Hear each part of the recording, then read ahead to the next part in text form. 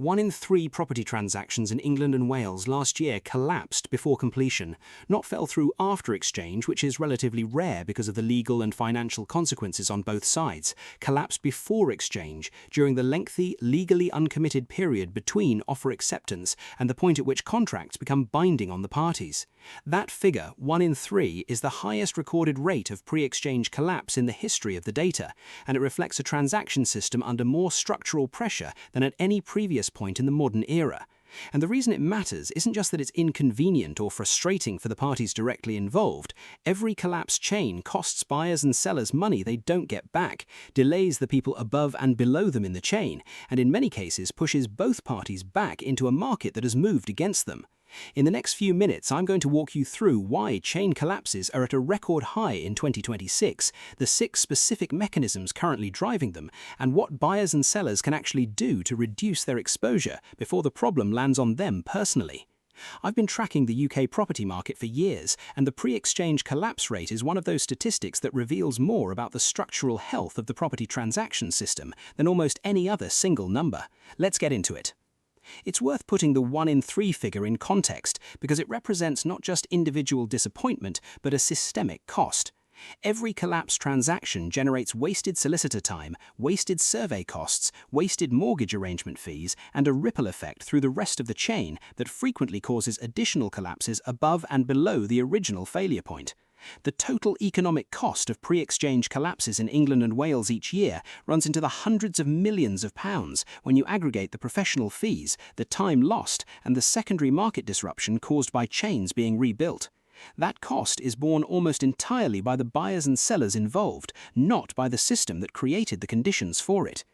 Before getting into the specific causes, it's worth being clear about the timeline that creates the collapse problem in the first place. In England and Wales, an accepted offer creates no legal obligation on either party. The buyer can withdraw, the seller can accept a higher offer, the survey can reveal something alarming, the mortgage can be refused, or the solicitors can identify a legal issue, all without either party having any binding commitment. That non-binding pre-exchange window, which in a typical transaction runs for anywhere between 8 and 20 weeks, is where all the vulnerability sits. Scotland's system of missives creates legal commitment earlier in the process, which is why chain collapse rates in Scotland are materially lower than in England and Wales. But the English system shows no signs of fundamental reform, despite repeated calls for change over decades. Cause number 1, the conveyancing bottleneck. The average time between offer acceptance and exchange in England and Wales has extended to over 20 weeks in 2026 compared to 12 to 14 weeks a decade ago.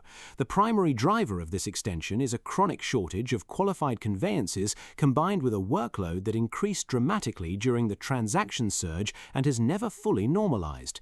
Conveyancing firms that expanded rapidly to handle the 2021 and 2022 volume are now operating with caseloads that remain high even as transaction volumes have moderated because the trained staff they need to process cases aren't available in sufficient numbers. The longer a transaction takes to reach exchange, the longer the window in which something can go wrong. A chain that reaches exchange in 8 weeks has 8 weeks of exposure. A chain that takes 24 weeks has 24 weeks of exposure, 3 times the risk window for each of the specific causes described below. The conveyancing capacity shortage also affects quality, not just speed. Solicitors managing excessive caseloads make more errors, miss more queries, and respond more slowly to lender requests, each of which adds further delay to an already extended process and creates additional points at which one party or another may lose confidence in the transaction and withdraw. Cause number 2, the mortgage offer expiry trap. Mortgage offers are typically valid for 6 months from the date of issue. In a normal market where transactions complete in 12 to 16 weeks, this isn't a problem. In a market where transactions are taking 20 to 24 weeks, buyers are increasingly finding that their mortgage offer is approaching or has already reached its expiry date before exchange, requiring a renewal that may not be available at the same rate or on the same terms as the original offer. Lenders who reassess a buyer's affordability affordability at renewal may reduce the loan amount, increase the rate, or in some cases decline to extend the offer at all if the buyer's circumstances have changed. Any of these outcomes can kill a transaction, not because the buyer has done anything wrong, but because the conveyancing process simply took longer than the mortgage offer's validity window was designed to accommodate. This trap is particularly acute for buyers whose fixed-rate mortgage deals were arranged when rates were lower, and whose affordability at a renewal assessment would be judged against current stress test rates rather than the rates prevailing when they first applied. Cause number 3, the survey-triggered renegotiation cycle. Surveys are conducted after offer acceptance and before exchange, and when they reveal significant issues, the typical buyer response is to go back to the seller requesting a price reduction to reflect the remedial costs identified. Sellers who don't want to reduce the price either refuse or make a partial concession, which the buyer may or may not accept. This renegotiation cycle, if it extends over multiple rounds, can take weeks, during which the transaction is effectively stalled. If the buyer and seller cannot agree, the transaction collapses.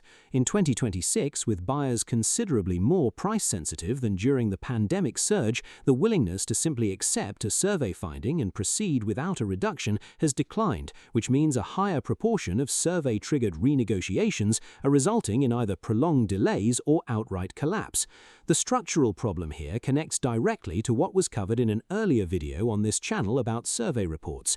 A survey that flags concerns in hedged language rather than clear cost estimates gives the buyer uncertain information to negotiate with, making a clean resolution harder rather than easier. Cause number 4, the probate and estate sale timing problem. As covered in an earlier video on this channel, the probate registry is running at significant delays, which means a growing number of transactions include a probate property in the chain. That probate property creates a timeline uncertainty that no other party in the chain can plan around, because nobody knows when the grant will arrive. Buyers and sellers who have accepted offers on other properties in good faith, expecting a normal conveyancing timeline, find themselves held to an indefinite wait by a registry running a year or more behind schedule. When the wait extends beyond the patience of the chain's other participants, or beyond the validity of mortgage offers and other time-sensitive elements, the chain collapses regardless of whether any individual party wanted it to. Cause number 5, gazumping and gazundering in a volatile market. In a market where prices are moving, sellers who accepted an offer several months ago sometimes discover that their property could now achieve more on the open market, while buyers who agreed to a price several months ago sometimes discover that comparable properties are now cheaper, or that their own financial position has weakened. Gazumping, where the seller accepts a higher offer from a new buyer while the original buyer's transaction is in progress, has increased in areas where demand has stayed strong. Gazundering, where the buyer reduces their offer shortly before exchange when the seller is at maximum psychological and logistical commitment to the sale, has increased in areas where values have softened. Both behaviours are legal in England and Wales, both destroy the trust and goodwill that a long conveyancing process depends on, and both are direct products of the extended non-binding window that the English system creates. The longer the conveyancing process takes, the more opportunity there is for market conditions to change enough that one party or the other has an incentive to either exploit or exit the original agreement. Cause number 6, the leasehold and cladding complexity trap. Transactions involving leasehold properties, which represent a substantial share of the first-time buyer market, increasingly face specific legal complications that extend conveyancing timelines and generate additional opportunities for collapse. Solicitors requesting management information packs from managing agents who respond slowly or incompletely, lease terms requiring investigation, cladding questionnaires generating inconclusive answers, and lenders applying additional scrutiny to specific building types or postcodes, any one of these can stall a transaction for weeks. In a chain that includes one or more leasehold properties, the probability of at least one of these complications arising is high, and the cumulative delay compounds with every round of queries and responses. Buyers who are purchasing a leasehold property should understand from the outset that the conveyancing timeline on their transaction is likely to be longer than a freehold equivalent, and that the management information pack, which must be requested from the managing agent and can take weeks to arrive even when the agent is responsive, is typically one of the longest lead time items in the entire process. Now here's what connects all 6 of these causes and why the combined collapse rate is so much higher than any single cause would produce on its own. A transaction in England and Wales typically involves a chain of multiple buyers and sellers, each with their own solicitor, their own mortgage lender, their own survey, and their own position on the leasehold or probate questions above.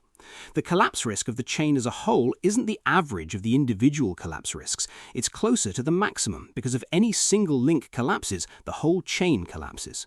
A 4-property chain where each individual transaction has a 25% collapse risk doesn't have a 25% overall collapse risk. It has something much closer to a combined risk that reflects the 4 independent opportunities for failure stacked on top of each other. This is the mathematical reality of chain transactions that estate agents who earn their fee only on completion are structurally incentivized not to dwell on when presenting a chain sale as a straightforward opportunity. Here's what nobody puts together properly. The parties who suffer most from chain collapses are disproportionately the ones who have no legal obligation to compensate them. Survey costs, solicitor fees, mortgage arrangement fees, removal booking cancellations, and in some cases storage costs for furniture already moved out in anticipation of completion, all of these are real financial losses that fall on the parties whose transaction collapsed through no fault of their own and with no contractual right to recovery from the party who withdrew. The absence of any binding commitment mechanism before exchange is the structural feature that makes all of these losses possible, and repeated proposals to introduce a form of upfront commitment through reservation agreements, lock-in periods, or financial penalties for withdrawal have never been implemented nationally, despite consistent advocacy from conveyancers, estate agents, and property law reformers. The political difficulty is real. Any mechanism that increases commitment for buyers also increases commitment for sellers, and the practical administration of penalties or disputes around withdrawal would require a court or arbitration system that doesn't currently exist in a form capable of handling the volume of property transactions at the speed required.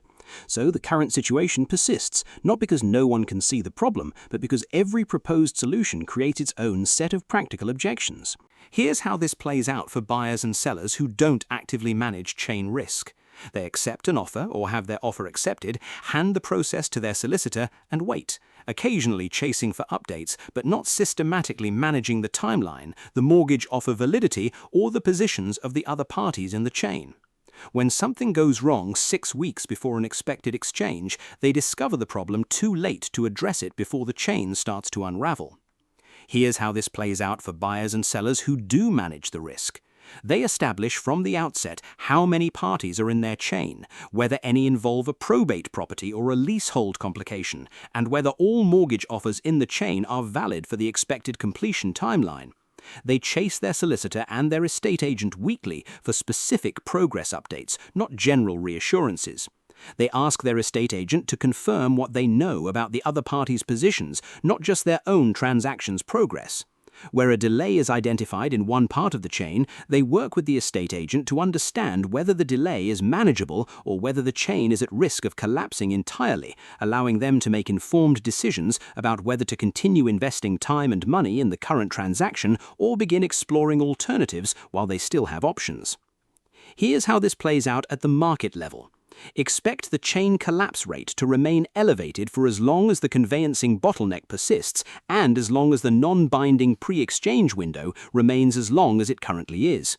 The government has commissioned multiple reviews of the property transaction process, and various proposals have all been discussed without reaching the point of legislative implementation. Without structural reform of the pre-exchange commitment mechanism, the systemic causes of chain collapse will continue producing the outcomes they've always produced, just at higher volumes as transaction complexity and conveyancing delays compound further.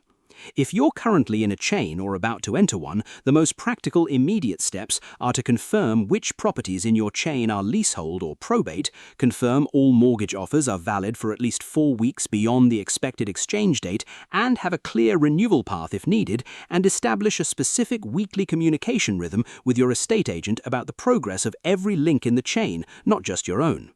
The chain collapse problem is largely a transparency and timing problem. The parties who navigate it best are the ones who know exactly where every link in their chain stands at any given point, rather than discovering a problem when it's already too late to fix it. Treating the conveyancing process as something to be actively managed rather than passively waited through is not a guarantee against collapse, but it is the single most consistent difference between the buyers and sellers who reach exchange and those who don't when the underlying conditions are as challenging as they currently are.